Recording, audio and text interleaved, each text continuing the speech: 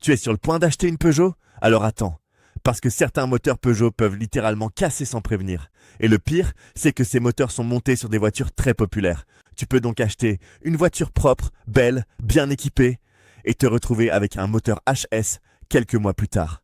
Casse moteur à 60 000 km, turbo qui lâche sur autoroute, distribution qui détruit tout le bloc, et ça arrive plus souvent qu'on ne le pense. Aujourd'hui, je vais te montrer les moteurs Peugeot à fuir absolument, mais surtout comment les reconnaître avant d'acheter.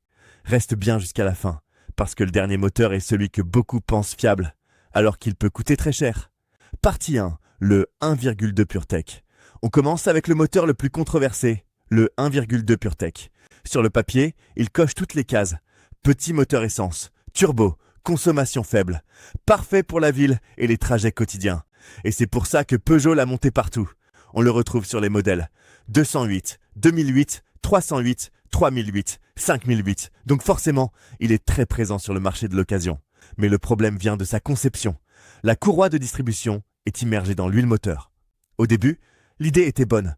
Moins de bruit, meilleure efficacité. Mais avec le temps, la courroie se détériore, elle se désagrège. Des morceaux partent dans l'huile. Ces résidus bouchent la crépine, puis la pompe à huile. Et sans lubrification, le moteur casse. Certains propriétaires ont signalé une consommation d'huile, perte de puissance, voyant moteur, bruit anormal. Et parfois, la casse moteur arrive sans avertissement.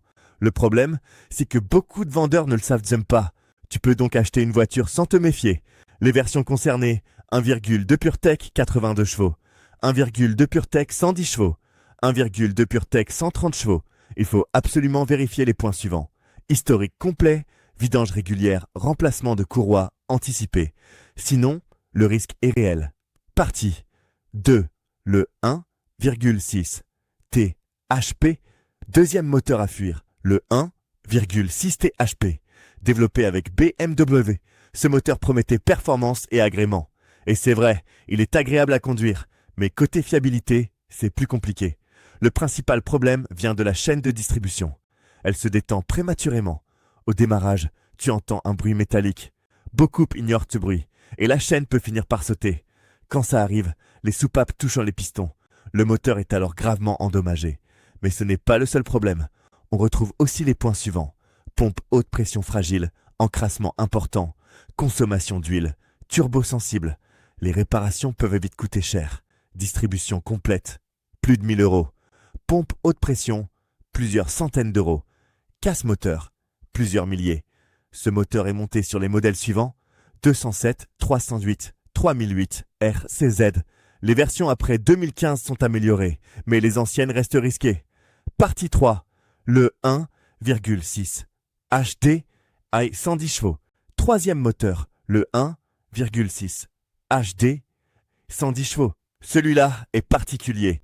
Certains disent qu'il est fiable, d'autres ont eu de gros problèmes. Tout dépend de l'entretien. Le point faible principal, le turbo. Le circuit d'huile peut s'encrasser. Le turbo manque alors de lubrification. Résultat, le turbo casse. Et quand le turbo casse, les débris peuvent entrer dans le moteur.